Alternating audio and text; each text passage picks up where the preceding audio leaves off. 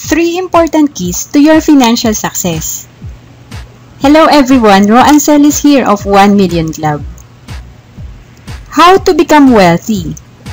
First option, marry a rich, old, dying man. Second option, magmana. Majority naman walang mamanahin. Third option, win the lotto. Fourth option, magnakaw. Fifth option, kidnap someone.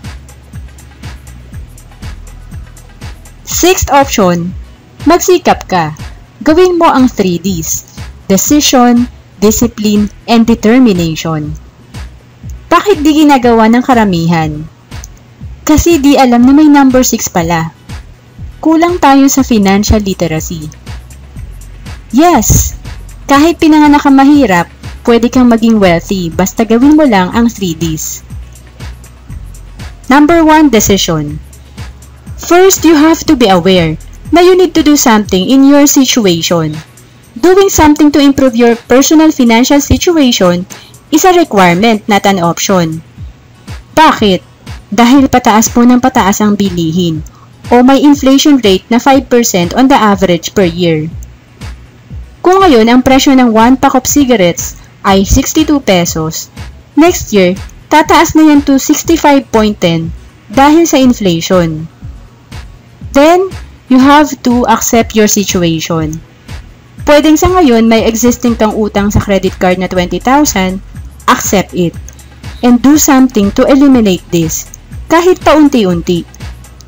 Or pwedeng 10 years ka na nagtatrabaho, wala ka pang ipon, accept it, na nagkamali ka, na you spend 100% of your income. Ang importante ay magsimula ka, then kailangan may target ka. Set financial goals. Based on 1 million calculator, if your goal is to have 1 million after 20 years, you need to save 33 pesos per day or 1,000 per month. This is with the assumption that the rate of return is 12%. If your goal is to have 3 million after 20 years, you need to save 100 pesos per day or 3,000 per month. Again, this is with the assumption that the rate of return is 12%. Visit www.1millionclub.com para matulungan ka ng 1 million calculator sa pag-set ng financial goals mo. You cannot improve your financial situation if you don't have the right mindset. Majority has a poor mindset. Ang mindset ng karamihan, we earn to spend. Starting today, decide to save your future. Start an investing mindset. Decide to start a habit of saving and investing money. Second, discipline. In order to improve your financial situation, decision is not enough. You need to act on it. When you act, it should be with regularity, meaning you have to save and invest every month.